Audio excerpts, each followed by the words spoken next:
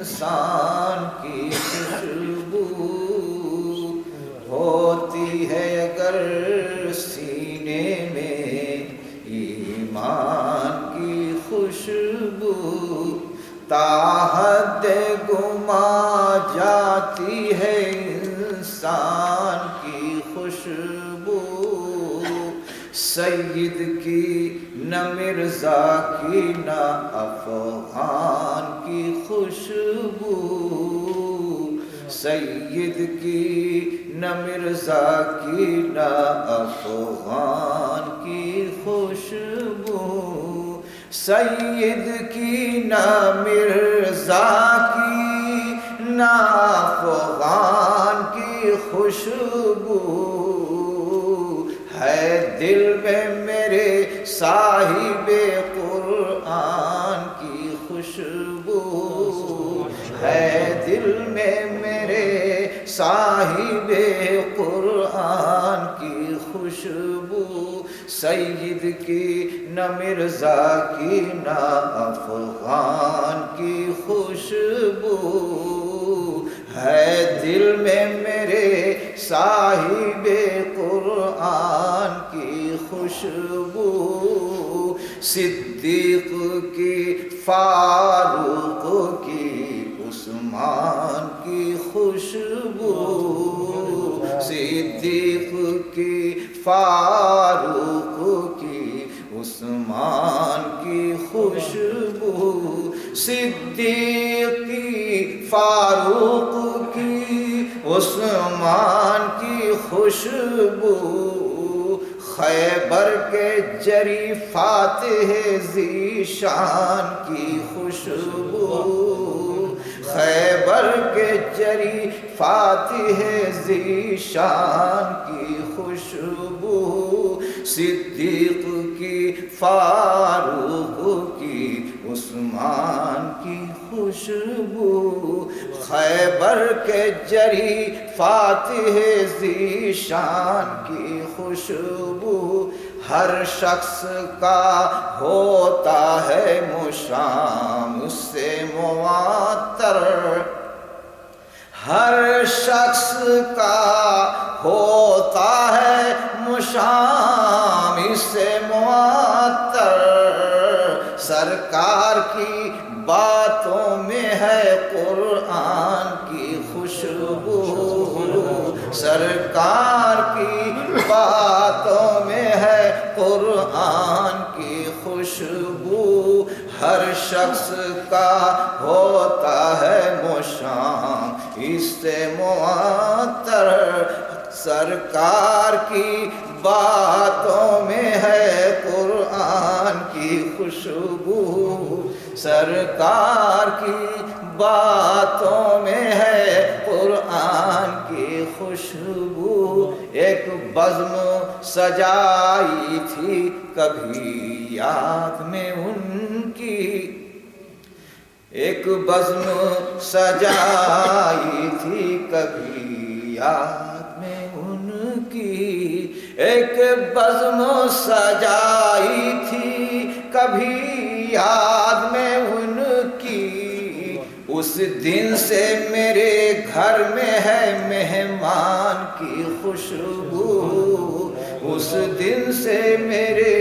گھر میں ہے مہمان کی خوشبو، ایک بزم سجائی تھی کبھی یاد میں ان کی، اس دن سے میرے گھر میں ہے مہمان کی خوشبو، اصحاب نبی سے جسے الفت نہیں تابش، اصحاب نبی سے جسے الفت نہیں تابش، اصحاب نبی سے جسے الفت نہیں تابش، اس کو نہ ملے گی کبھی ایمان کی خوشبو، اس کو نہ ملے گی کبھی ایمان ایمان کی خوشبو، اصحاب نبی سے جسے الفت نہیں تابش، اس کو نہ ملے گی کبھی ایمان کی خوشبو۔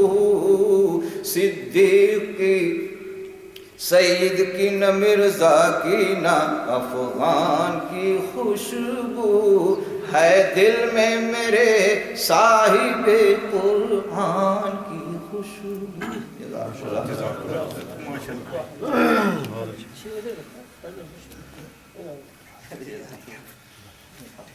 بسم اللہ الرحمن الرحیم۔ سینہ میں ہو اگر ایمان کی خوشبو، تا حد گما جاتی ہے انسان کی خوشبو۔ یہ اصل خوشبو تو ایمان کی ہے، ایمان ہی کی ہم بات کرتے ہیں۔ حضرت عبداللہ بن عمر بن العاص، عبداللہ بن عمر کی وہ روایت ہے جس میں رسول اللہ صلی اللہ علیہ وسلم نے فرمایا، لا یؤمن احدکم حتی یکون ہواہ تبعا لما جئت بہ۔ تم میں سے کوئی شخص اس وقت تک مومن نہیں ہو سکتا جب تک کہ وہ دین جو میں لے کے آیا ہوں، جب تک کہ وہ اس کی اتباع نہ کر لے۔ جب تک آپ دین اسلام کی اتباع اور پیروی نہیں کریں گے، اور رسول اللہ صلی اللہ علیہ وسلم جو تعلیمات لے کے آئے ہیں، جب تک آپ انہیں مانیں گے نہیں، تسلیم نہیں کریں گے، عمل نہیں کریں گے، تو ایمان نہیں ہے۔ اب ایمان کی خوشبو کیسے آئے؟ پوری دنیا میں اس وقت جتنے مسلمان ہیں تعداد کے لحاظ سے، یہ تعداد پہلے کبھی نہیں تھی۔ آج ہر دور سے آج تعداد زیادہ ہے، لیکن اس زیادہ تعداد کے باوجود بھی ایمان اور اسلام کی خوشبو نظر نہیں آتی۔ قرآن اور پیغمبر کی دی ہوئی تعلیمات وہ ہم نے پیچھے چھوڑ دی ہیں، اور انسانوں کے بنائے ہوئے ضابطے اور اصول اور ان کی لکھی ہوئی کتابیں، ان کو ہم نے اپنا لیا ہے۔ اب دین اسلام کو بھی اگر ہم سمجھتے ہیں، سمجھنا چاہتے ہیں، کہتے ہیں اچھا جی فلاں اسکالر نے یہ لکھا ہے، فلاں امام نے یہ کہا ہے، فلاں نے یہ کہا ہے، گویا کہ اب دین اسلام جو ہے وہ محتاج ہے اس بات کا کہ ہم اسے اسکالرز کی اور اماموں کی اور علماء کی زبان سے جانے۔ قرآن اور حدیث کی کوئی حیثیت نہیں، یعنی قرآن اور سنت جو ہے وہ پس پش ڈال دی گئی، اور بعد والوں کے اقوال اور افعال جو ہیں ان کو دین اور شریعت کا نام دے دیا گیا۔ ہمارا آج کا خطبہ جمعہ کا موضوع جو ہے وہ حضرت عمر کی شخصیت ہے، جو پچھلے 2-3 جمعوں سے چل رہا ہے، اور میں آج اس کو انشاءاللہ کمپلیٹ بھی کر رہا ہوں اس موضوع کو۔ لیکن انہوں نے جو نعت پڑھی ہے اس سلسلے میں کچھ چیزیں جو ہیں وہ ذہن میں آئیں۔ حضرت عمر رضی اللہ تعالیٰ عنہ کے بارے میں ہی ایک روایت ہے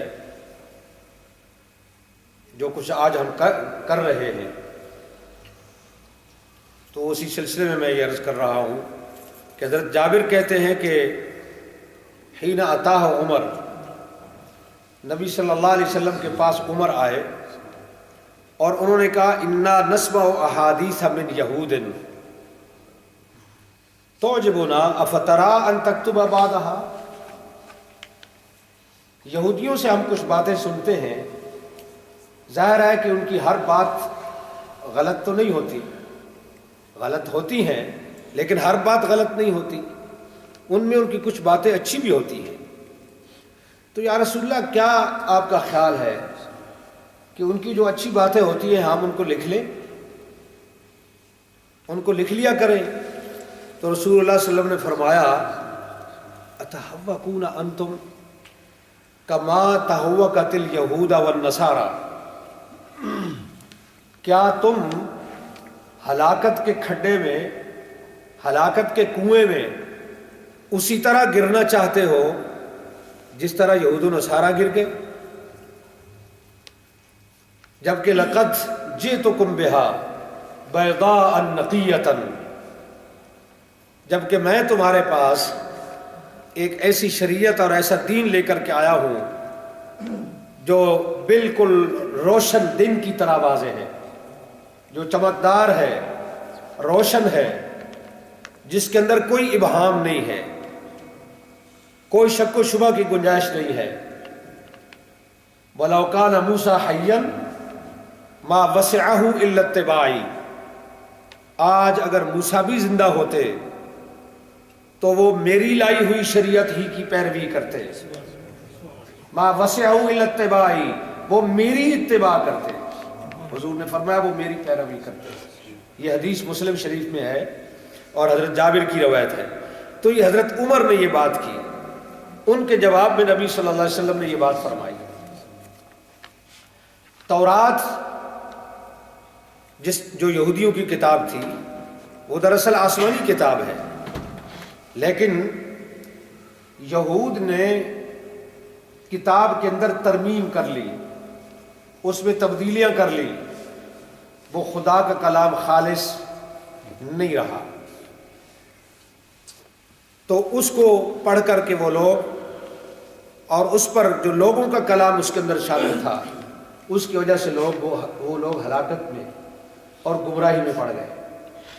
لہذا قرآن اور سنت کے ساتھ، پیغمبر کی تعلیمات کے ساتھ، اللہ کے کلام کے ساتھ اگر کسی بھی اور کی ملاوٹ کی جائے گی، چاہے وہ کتنا بڑا رتبہ اور مقام کیوں نہ رکھتا ہو، تو وہ ہلاکت خیز ہے۔ حضرت عمر اسی لیے حدیث سے منع کرتے تھے۔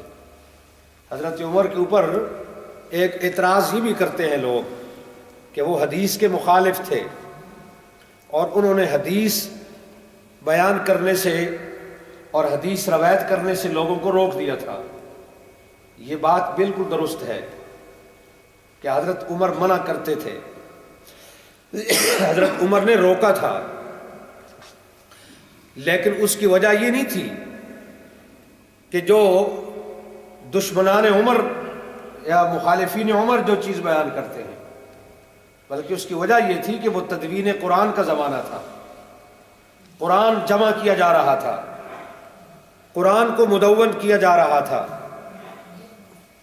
اس دور میں حضرت عمر نے روکا لوگوں کو حدیثیں کثرت کے ساتھ روایت کرنے سے، کہ ایسا نہ ہو کہ یہ روایات اور قرآن کی آیات مکس ہو جائیں۔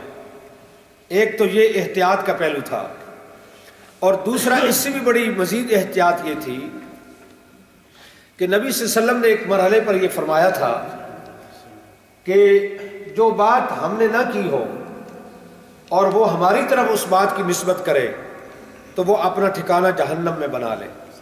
یعنی جو بات اللہ کے رسول نے نہیں کہی اور کوئی اٹھ کر یہ کہتا ہے کہ یہ رسول اللہ کی بات ہے، یہ حدیث ہے، تو وہ شخص دوزخی ہے، وہ جہنم میں جائے گا، اس لیے کہ اس نے پیغمبر پر بہتان باندھا ہے، نبی کے ذمے ایک جھوٹ لگایا ہے۔ بہت ساری احتیاط جو ہے وہ احتیاطیں تھیں جو حضرت عمر کے سامنے تھیں، تو ان میں سے ایک یہ بھی تھی، اور اس لیے حضرت عمر جو ہے وہ احادیث روایت کرنے سے روکتے تھے، اور اگر کوئی حدیث بیان کرتا تھا تو مزید احتیاط کے طور پر حضرت عمر کہتے کہ گواہ پیش کرو، گواہ لے کر آؤ جو بات تم بیان کر رہے ہو کہ واقعی یہ رسول اللہ صلی اللہ علیہ وسلم نے فرمائی۔ اور یہ چیز بڑے بڑے صحابہ کو درپیش ہوئی، ابو ہریرہ جیسے لوگوں کو، عبداللہ بن مسعود جیسے لوگوں کو، ان کو یہ بات درپیش ہوئی، معاملہ پیش آیا، انہوں نے کوئی حدیث بیان کی، حضرت عمر نے کہا گواہ لے کے آؤ ورنہ ماروں گا اگر اس کا گواہ نہ ہوا تو۔ اس لیے کہ ایسا تو نہیں ہو سکتا کہ پیغمبر نے ایک بات تمہارے کان میں کہہ دی ہو اور کسی نے سنی نہ ہو، ایک بات عبداللہ بن مسعود کے کان میں کہہ دی ہو، ابو ہریرہ کے کان میں کہہ دی اور کسی دوسرے نے سنی نہ ہو، تو ایسی بات تو ہم نہیں مانتے۔ پیغمبر کی بات وہ ہے کہ جو آپ نے سب لوگوں کے سامنے کی، اس لیے کہ نبی پیغمبر کی حیثیت جو ہے وہ کوئی ذاتی حیثیت تو نہیں تھی، وہ تو نبی تھے اور لوگوں سے دین کی بات کرتے تھے، تو اس کے اوپر تمہیں کوئی گواہ لانا پڑے گا۔ یہ احتیاطی تدابیر تھی حضرت عمر کی۔ تو بات ہم ایمان کی کر رہے ہیں۔ ایمان کیا ہے؟ ایمان کس چیز کا نام ہے؟ اور ایمان کا لفظی معنی کیا ہے؟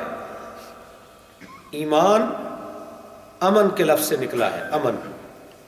اور امن کا معنی آپ جانتے ہیں؟ امن کا معنی جانتے ہیں یا نہیں جانتے؟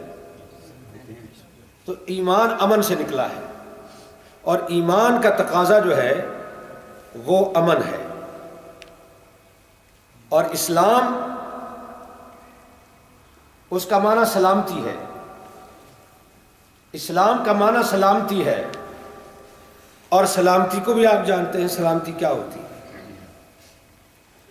تو اسلام سلامتی کا تقاضا کرتا ہے، اور ایمان امن کا تقاضا کرتا ہے۔ آج سلامتی کہاں ہے اور آج امن کہاں ہے؟ اسلام سے سلامتی نکال دی ہم نے، ایمان سے امن نکال دیا ہم نے۔ سلامتی بھی گئی، امن بھی گیا، تو اسلام کہاں رہا؟ ایمان پیچھے کہاں رہا؟ محض دعووں سے کچھ نہیں بنے گا، صحیح معنوں کے اندر مومن بن کر دکھانا ہوگا، اور صحیح معنوں کے اندر مسلمان بن کر کے دکھانا ہوگا۔ نبی صلی اللہ علیہ وسلم نے جس خاتون کا دودھ پیا تھا ان کا نام آپ کو یاد ہے؟ حلیمہ، حلیمہ سعدیہ۔ سعدیہ وہ اس لیے تھی کہ سعد اس کا خاندان تھا، خاندان کا نام سعد تھا، اس وجہ سے اس کو سعدیہ کہتے تھے۔ اس کا نام حلیمہ تھا۔ تو حلیمہ کیا ہے؟ حلیمہ کا مطلب کیا ہے؟ حلم والی، صبر و تحمل والی، برداشت والی۔ نبی صلی اللہ علیہ وسلم کی والدہ کا نام آپ کو یاد ہے؟ کیا نام تھا؟ آمنہ۔ آمنہ امن سے نکلا ہے، ایمان امن سے نکلا ہے، آمنہ امن سے نکلا ہے۔ پیغمبر کی ماں کا نام آمنہ، امن، اور پیغمبر کی دودھ پلانے والی دائی کا نام حلیمہ، حلم، برداشت، تحمل، صبر۔ تو رسول اللہ کے والد کا نام کیا تھا؟ عبداللہ، اللہ کا بندہ۔ عبد کیا ہوتا ہے؟ عبادت کرنے والا۔ تو عبداللہ عبد عبادت سے ہے۔ تو امن، سلامتی، حلم، صبر اور عبادت، اور یہی اسلام ہے۔ اسلام انہی چیزوں کی طرف رہنمائی کرتا ہے۔ ایک موقع پر نبی صلی اللہ علیہ وسلم نے فرمایا کہ وہ شخص مومن نہیں ہو سکتا جس کی زبان اور ہاتھ سے اس کا پڑوسی محفوظ نہ ہو۔ جس کی زبان سے اور جس کے ہاتھ سے اس کا پڑوسی محفوظ نہ ہو، وہ شخص مومن نہیں ہے۔ ہمارے ہاں تو بڑے بڑے سائن بورڈ لگے ہوئے ہیں، ہم علامے ہیں اور حافظ ہیں اور قاری ہیں اور علماء ہیں اور دین کے سکالر ہیں اور بڑے نمازی ہیں اور حاجی متقی ہیں، پرہیزگار ہیں، اور صورتحال یہ ہے کہ ہمارے شر سے ہمارے پڑوسی تک محفوظ نہیں ہیں۔ تو ایمان کہاں ہے؟ پیغمبر نے کہا جس کے ہاتھ اور زبان سے پڑوسی محفوظ نہیں وہ مومن نہیں۔ ہم کہتے نہیں وہ تو مومن ہے، کلمہ پڑھ رہا ہے، نماز پڑھتا ہے، روزے رکھتا ہے، وہ مومن ہے۔ ایک صحابی نبی علیہ السلام کے پاس آئے، انہوں نے پوچھا من اسلام، مال اسلام، اسلام کیا ہے؟ تو رسول اللہ صلی اللہ علیہ وسلم نے فرمایا اطعام الطعام وطیب الکلام، بھوکے کو کھانا کھلانا اور میٹھی بات کرنا، میٹھا بول، میٹھی بات اپنے منہ سے زبان سے نکالنا، یہ اسلام ہے۔ اسلام میں بہت ساری چیزیں ہیں، صرف یہی دو چیزیں نہیں ہیں، لیکن یہ آخری درجہ اسلام کا بتایا۔ اسلام کے اندر نماز بھی ہے، حج بھی ہے، زکوٰۃ بھی ہے، بہت ساری چیزیں ہیں، لیکن اسلام کی آخری چیز جو ہے، بالکل آخری درجہ، کہ جس کے بعد پھر اسلام نہیں ہے، بالکل آخری درجہ، وہ ہے اطعام الطعام و طیب الکلام، ضرورت مند کی مدد کرنا اور طیب الکلام، میٹھا بول بولنا۔ میں اور آپ ہم غور کریں کتنا میٹھا بول بولتے ہیں، کتنی میٹھی اور پاکیزہ گفتگو ہم کرتے ہیں۔ اپنی محفلوں کا جائزہ لو، اپنی گفتگو کا جائزہ لو، کتنے لوگوں سے ایک دن میں ہم لڑتے ہیں، کتنوں کو ناراض کرتے ہیں، کتنوں کا دل دکھاتے ہیں، کتنوں کو ہم گالیاں دیتے ہیں، کتنوں کو بکواس اور خرافات بکتے ہیں۔ تو یہ اسلام کا آخری درجہ ہے۔ جس کے پاس یہ چیز نہیں، اس کے پاس کوئی اسلام نہیں۔ اسلام کسی بلڈنگ کا نام نہیں ہے، اسلام ایک نظریہ ہے، اور اگر وہ نظریہ نہیں ہے تو اسلام کہاں ہے؟ تو اس نے کہا عمل اسلام۔ یہ جو میٹھا بول ہوتا ہے یہ فاصلوں کو کم کرتا ہے۔ اگر آپ دشمن کے ساتھ بھی بیٹھ جائیں اور اس سے چند میٹھی میٹھی باتیں کریں، وہ آپ کے قریب ہو جائے گا، اور اگر آپ اپنے گہرے دوست کے ساتھ بیٹھ جائیں اور اس کے ساتھ سختی کی باتیں کریں، وہ آپ سے دور ہو جائے گا۔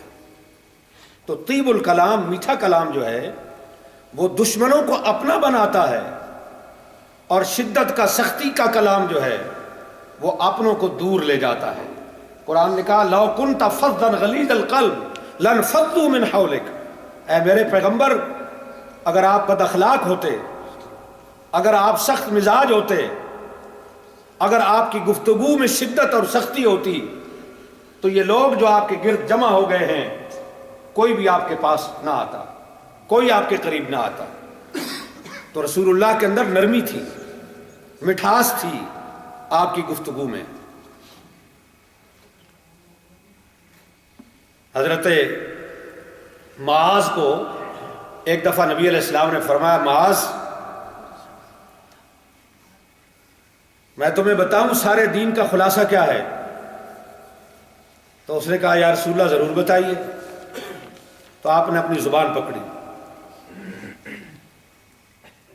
پکڑ کر زبان دکھائی اور پھر فرمایا اس کو قابو میں رکھنا۔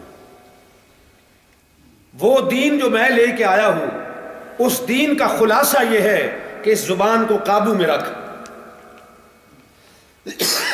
زبان فتنے پیدا کرتی ہے، زبان ہی فاصلے بڑھاتی ہے، اور اگر آپ اس زبان کو کنٹرول کرنا سیکھ لیں، اس کو قابو کرنا سیکھ لیں، فاصلے سمٹ جاتے ہیں، فتنے ختم ہو جاتے ہیں۔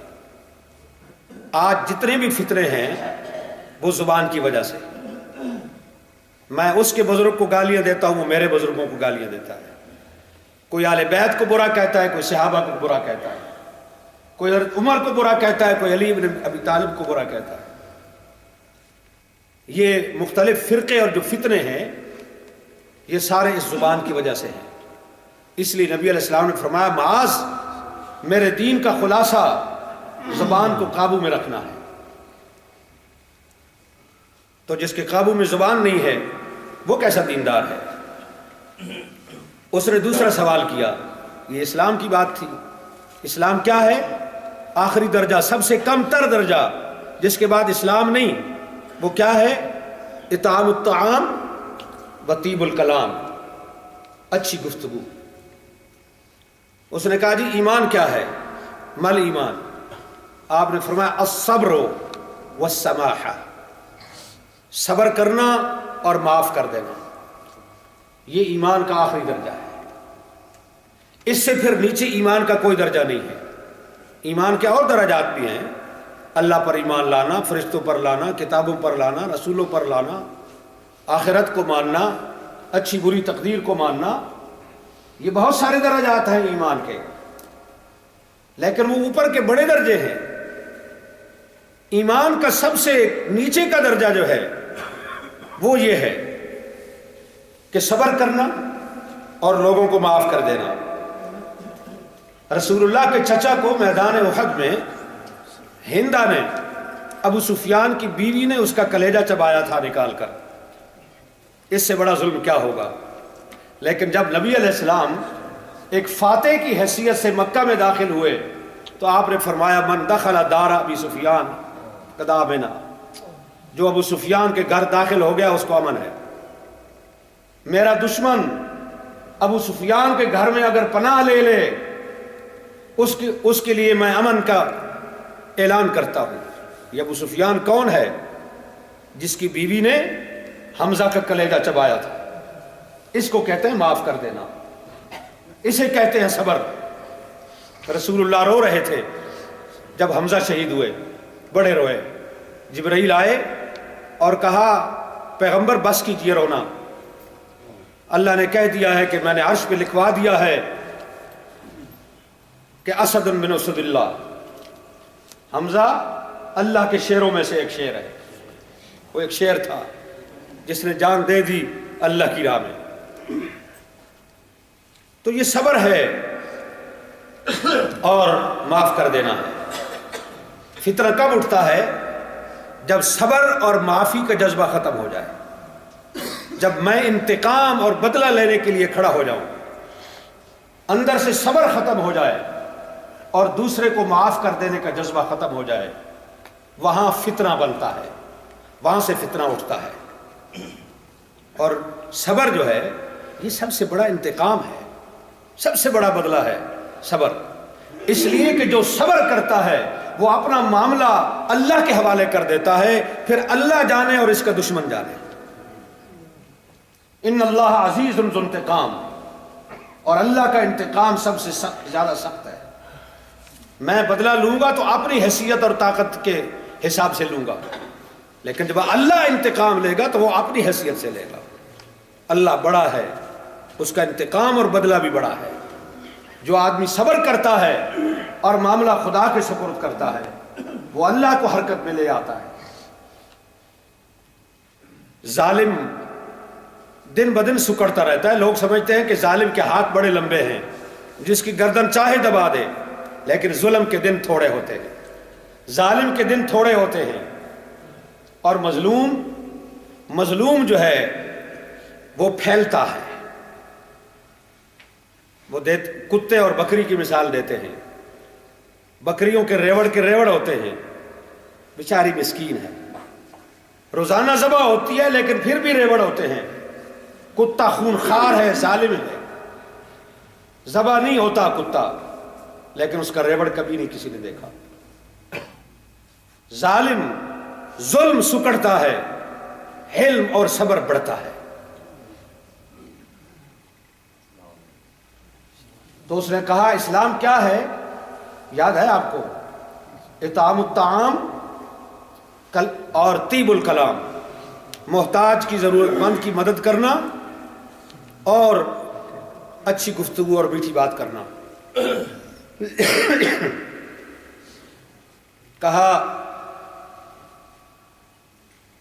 اور ایمان کیا ہے؟ صبر کرنا اور سبق یاد کریں آپ، صبر کرنا اور معاف کر دینا. الصبر والسماحہ. تو اسلام اور ایمان دونوں کی چیز بتا دی. اب اس نے کہا یا رسول اللہ ای الاسلام افضل. اچھا اسلام میں سے کون سی چیز افضل ہے؟ کون سا اسلام افضل ہے؟ فرمایا من سلم المسلمون من لسانہ و یدہ، جس کی زبان اور ہاتھ سے دوسرے لوگ محفوظ رہیں. سلامتی، اسلام کا معنی ہی سلامتی ہے. اس نے پوچھا اسلام میں افضل چیز کیا ہے؟ فرمایا افضل، سب سے کمال درجے کا، اعلیٰ درجے کا مسلمان وہ ہے کہ جس کی زبان اور ہاتھ سے دوسرے لوگ محفوظ رہیں. تو کسی کو تکلیف نہ دینا یہ اسلام کا آخری درجہ ہے. اس سے اوپر بہت درجات ہیں, بہت ترقی کر سکتے ہیں آپ اسلام میں, لیکن سب سے نیچے کا درجہ یہ ہے کہ کم از کم آپ کی زبان اور ہاتھ سے کسی کو تکلیف نہ پہنچے. میں پہلے کہہ چکا ہوں کہ ہم دن میں کتنے لوگوں کے ساتھ لڑتے ہیں, کتنوں کا دل دکھاتے ہیں اور کتنوں کو تکلیف پہنچاتے ہیں. پھر بھی ہم کہتے ہیں مسلمان ہیں. وہ اقبال نے جو کہا وضع میں ہو تم نصارا تو تمدن میں ہنود, یہ وہ مسلمان ہیں جنہیں دیکھ کے شرمائے یہود. غیر مسلم کو بھی ہماری حالت کے اوپر شرم آ جائے. جھوٹ, غداری, مکاری, فریب, برائی, اپنوں کے ساتھ دھوکہ, لوگوں کی عزت, جان, مال, آبرو پر حملہ, گالیاں, لڑائی, جھگڑا, کون سی برائی ہے جو ہم نہیں کر رہے؟ تو اس نے کہا ای الاسلام افضل, فرمایا من سلم المسلمون من لسانہ و یدہ, جس کی زبان اور ہاتھ سے دوسرے لوگ محفوظ رہیں وہ مسلمان ہے. اور جس کا ہاتھ لوگوں کی عزتوں پہ اٹھ جائے, ان کی عزت, آبرو, جان, مال پہ اٹھ جائے, اور جس کی زبان دوسروں کو قترنے لگ جائے, کاٹنے لگ جائے, وہ کیسا مسلمان ہو سکتا ہے؟ اس نے کہا ای الایمان افضل. تو ایمان کیا تھا؟ آخری درجہ ایمان کا صبر کرنا اور معاف کر دینا. اس نے پوچھا, آخری سوال اس نے کیا کہ اسلام, ایمان, ای الایمان افضل, ایمان میں افضل چیز کیا ہے, بہترین چیز کیا ہے؟ فرمایا حسن الاخلاق, اچھے اخلاق. اسی لیے حضور نے فرمایا انما بعثت لأتمم مکارم الاخلاق, مجھے اللہ نے دنیا میں بھیجا ہی اس لیے ہے کہ میں اچھے اخلاق کی تکمیل کر دوں. جن اخلاق کی تعلیمات آدم علیہ السلام سے شروع ہوئی اور ہر پیغمبر دیتا آیا ہے, میں اس لیے آیا ہوں کہ ان کو مکمل کر دوں, ان کے اندر جو کمی رہ گئی ہے اسے پورا کر دوں. لأتمم مکارم الاخلاق. تو افضل ایمان کیا ہے؟ فرمایا کہ حسن اخلاق اور صبر و سماحہ. حلیمہ کا معنی میں نے بتایا. محمد جس کی اتنی تعریف کی جائے کہ اتنی کسی کی نہ کی گئی ہو. احمد جس نے اتنی تعریف کی ہو خدا کی کہ آج تک کسی نے نہ کی ہو. اتنی تعریف کرنے والا. یہ رسول اللہ کے دونوں نام ہیں, محمد اور احمد. نبی علیہ الصلوۃ والسلام کے دادا کا نام آپ کو یاد ہے؟ عبد المطلب. اور ان کے والد کا نام کیا تھا؟ ہاشم. حضور علیہ السلام کا خاندان کس خاندان سے مشہور ہے؟ خاندان بنو ہاشم, ہاشم کی اولاد. ہاشم کا اپنا اصلی نام جو ہے وہ عمر تھا, ان کا نام ہاشم نہیں تھا. ہاشم ان کا لقب ہے, اور وہ لقب اتنا مشہور ہوا کہ نام, اصل نام چھپ گیا اور لوگ ان کے لقب کو ہی جانتے ہیں. وہ لقب ان کو کیسے ملا؟ ہشم کہتے ہیں بہت بڑے برتن میں شوربہ اور بوٹیاں ڈال کر اس کے اندر روٹی کو چورا چورا کر کے ڈالنا اور چوری بنانا اور لوگوں کو کھلانا, یہ ہشم ہوتا ہے. تو رسول اللہ کے یہ دادا یہ کام کرتے تھے, لوگوں کی خدمت اس طرح کرتے تھے اس چیز سے, تو اس کو ہشم کہتے ہیں. اور جو یہ کام کرتا ہے اس کو ہاشم کہتے ہیں عربی میں, ان کا نام ہی ہاشم پڑ گیا. تو حضور کے خاندان کا مطلب ہی یہ ہے سخاوت, لوگوں کو کھلانا, لوگوں کی خدمت کرنا. تو یہ خاندان بنو ہاشم. ماں کا نام آمنہ, دائی کا نام حلیمہ, والد کا نام عبداللہ, اپنا نام محمد اور احمد. کیا سمجھتے ہو کہ یہ محض اتفاق سے یہ نام جمع ہو گئے ہیں؟ نہیں, اس کائنات بنانے والے مالک نے یہ ترتیب بنائی. آباء و اجداد کے ناموں سے, خاندان کے نام سے, رسول اللہ کے اپنے ناموں سے, آپ کی ماں کے ناموں سے یہ چیز واضح کر دی کہ پیغمبر کیا چاہتے ہیں.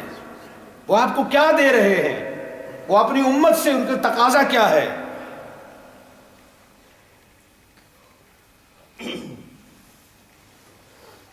تو اسلام کی روح جو ہے، اسلام ظاہری اعمال کو کہتے ہیں، ایمان عقیدے کو کہتے ہیں، اندر کی بات کو۔ اسلام کی روح عقیدہ ہے، ایمان ہے، ایمان نہیں تو اسلام نہیں۔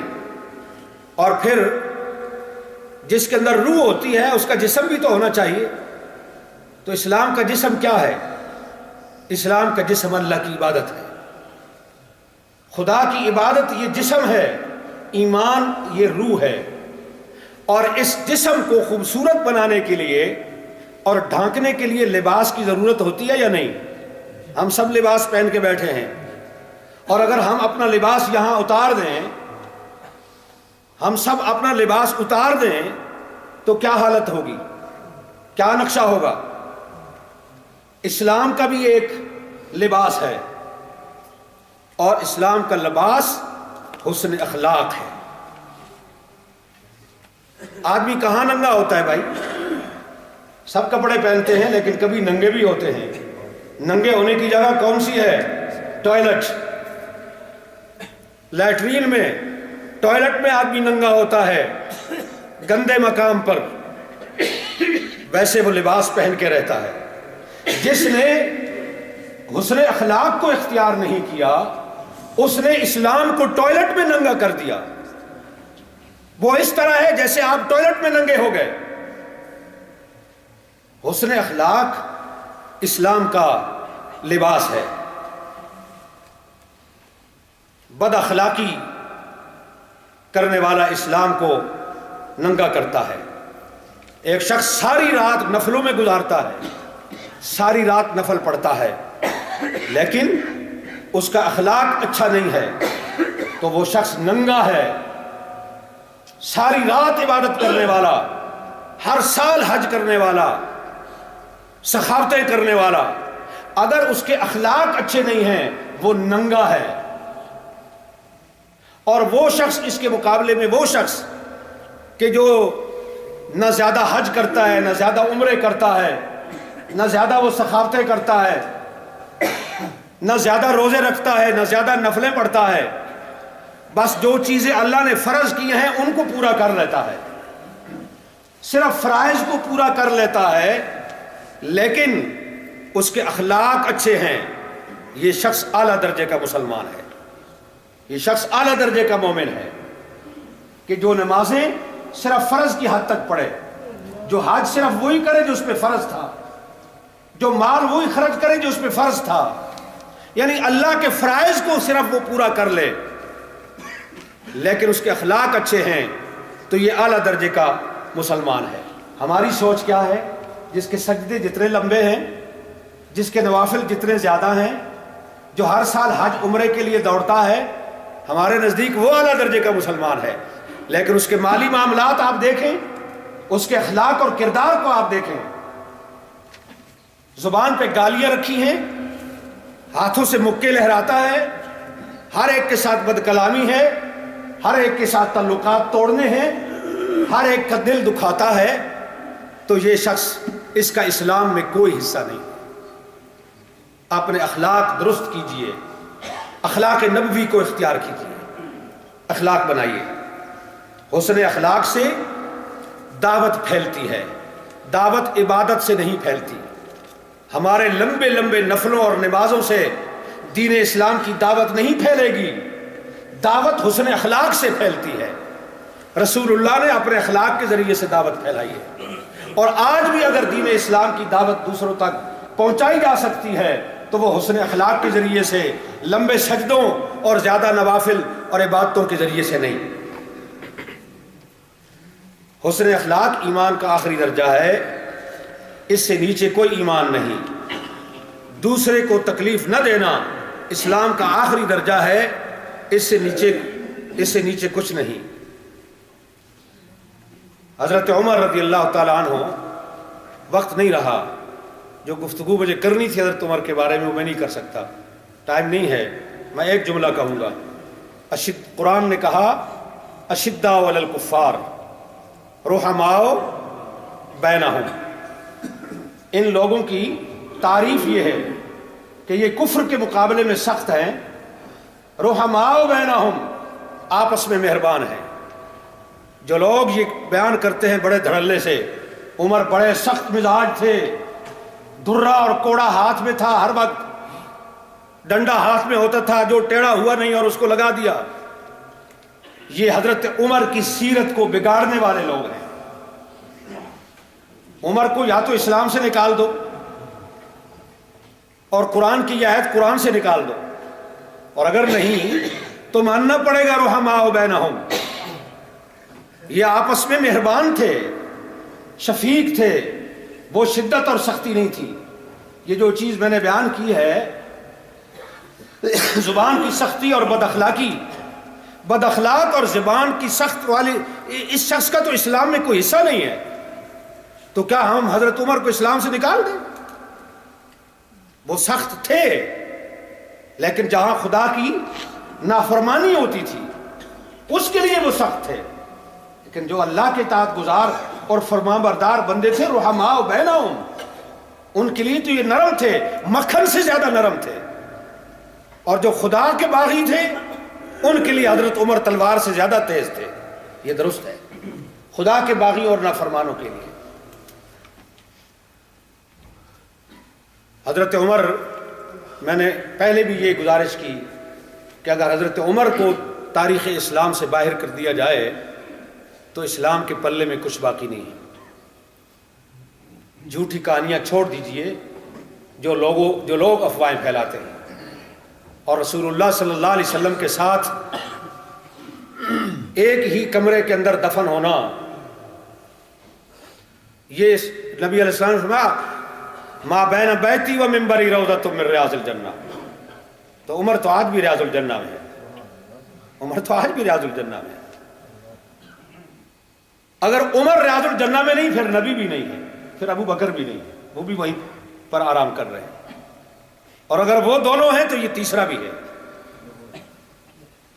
لہذا تاریخ اسلام سے، قرآن سے، اسلام سے، امت سے، مسلمانوں سے، صحابہ سے، آل بیت سے عمر کو جدا کرنے کی بھی انتہا کوششیں کی گئی، ہو رہی ہیں، لیکن قدرت نے خود انتظام کر دیے ہیں، ان کو جدا نہیں کیا جا سکتا، اور اگر جدا کر دیا جائے تو پیچھے پلے کچھ باقی رہتا بھی نہیں ہے۔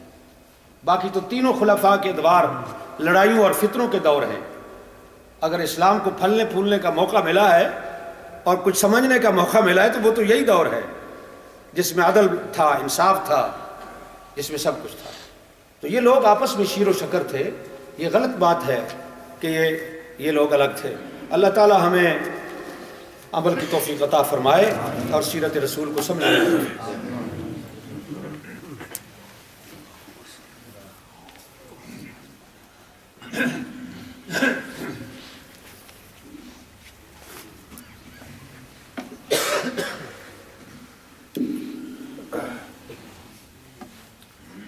اعوذ باللہ من الشیطان الرجیم، بسم اللہ الرحمن الرحیم، الحمدللہ رب العالمین، الصلاۃ والسلام علی سیدنا محمد وعلی آلہ وصحبہ اجمعین۔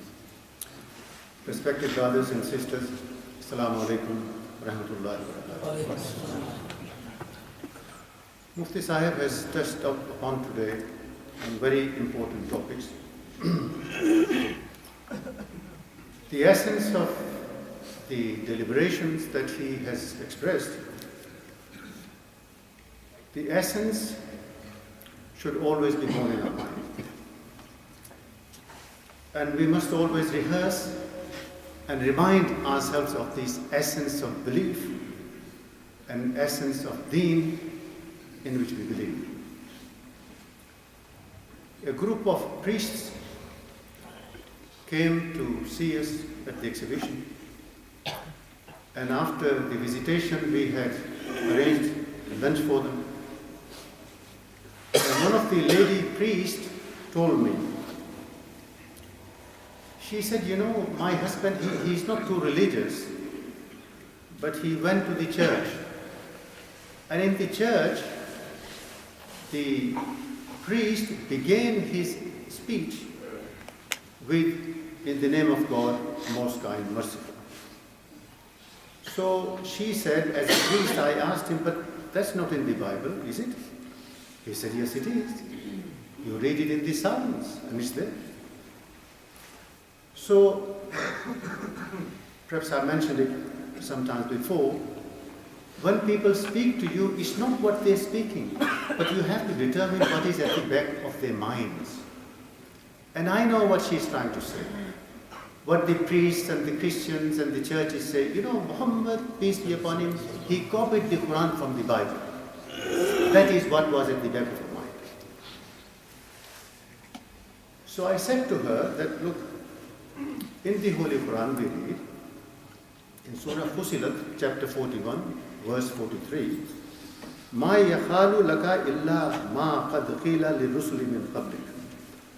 Nothing is said to you, O Muhammad, that has not been said to messengers before you. So I said, look, the religion that the Holy Prophet ﷺ wrote is nothing new. Because the Holy Quran says the essence of the religion has always been the same, from Adam, the first Prophet of Allah subhanahu wa ta'ala, to the last and final messenger Muhammad sallallahu alaihi wasallam. But I said the difference is this. The difference is that the last and final revelation that he wrote is with us today in its pristine purity, exactly today as it was revealed over 1400 years ago. That is the difference. And another difference. The other difference is that the Holy Prophet ﷺ, the last and final messenger, is the only prophet and messenger whose life can be viewed in the full light of history. I said, that's the difference. To that she was quiet, and they were all quiet. So we have to learn the station and the status of the Holy Prophet sallallahu alaihi wasallam. And the name. What is his name? Muhammad, the praised one. Ahmad, who praises extensively. Muqtisa mentioned name of mother, Amina. Amana, Iman is from Amana, this is the root word which means peace, tranquility. And the religion Islam is from root word Salm and Silm. Salm is submission, Salm is peace, and Silm is submission. So it's peace and submission. With peace, with submission comes peace, and they're related.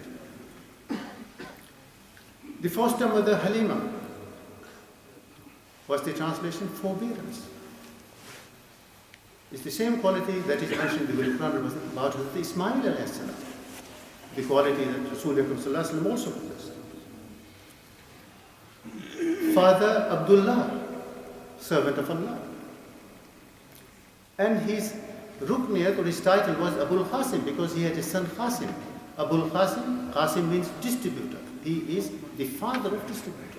Can you imagine how these titles are related together? And it's more than just a coincidence. Hashim, the one who serves. And that was his lineage. He was from Banu Hashim. So, Mufti Sahib mentioned what is Iman. The Holy Prophet ﷺ was asked. And of course we know about Hadith Jibreel, very famous Hadith Jibreel, whereby the Hadith Jibreel ﷺ comes and he asks Rasulullah ﷺ, what is Iman, what is Islam, what is Ihsan. We are familiar with that, inshallah. But these are other dimensions of Iman and Islam. It doesn't just end there. So Iman is to exercise patience and to forgive. Invariably you will find that we are provoked under certain situations. I went to Barclays Bank early this week. And there are two counters which are designated for corporate customers and for premium customers. So I went there and there's a barrier. And one should queue up on this side of the barrier. So I'm on the counter and these two people come, one chap with the beard and behind him supposedly his son. So I turned around and I spoke to him in Urdu, and I said to him very politely, please ये दूसरे side पे आ जाएं, क्यों इस तरफ होती है. So he responds, Annu की तकलीफ है. Can you imagine? I'm trying to help him, and he says, Annu की तकलीफ है. So I was going to upset myself. So I smiled, what about to say?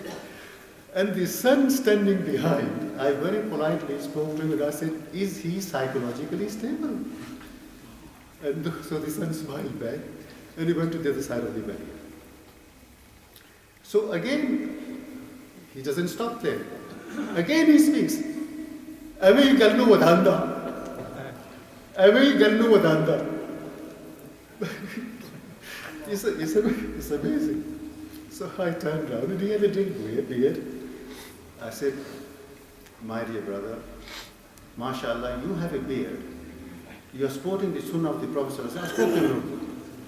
And I said, आप ये दाढ़ी रखकर माशाल्लाह किस इखलाक का मुजाहिरा फरमा रहे हैं? So, you know, I am doing my duty, and he's supposed to be doing whatever duty he has in mind. But nevertheless, it so happens that Allah subhanahu wa ta'ala, you know, he in his own scheme of things, he has things planned. And later it so happened that he needed me. And now he's calling me sir, sir, sir, you know, because he needs help now. So, you know, you exercise patience. And so, Iman is to exercise patience and to forgive. So what is Islam?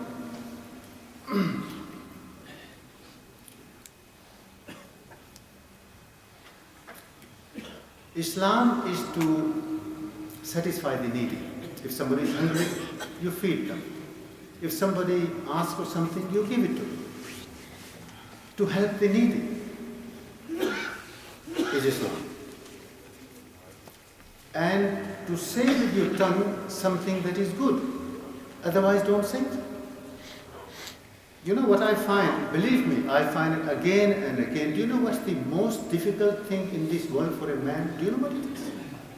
I experience this every day, honestly, even myself. I'm no expert. But it's a reminder for myself also. Do you know the most difficult thing for a human being in this world? Is to exercise silence. To exercise silence, to be quiet, not to say those things which you shouldn't be saying. You know, often by saying certain things, we add fuel to fire. We do. But if we just kept quiet, the matters would just die down. When somebody provokes you, you shouldn't be provoked. Honestly. Somebody is trying to arouse you, you know, so that you get in temper and you say, you know, adverse things. That's the time when you should be smiling inwardly. Why should I get upset for? Why should I be provoked? Because if somebody tries to provoke you and you are provoked, that means he's won.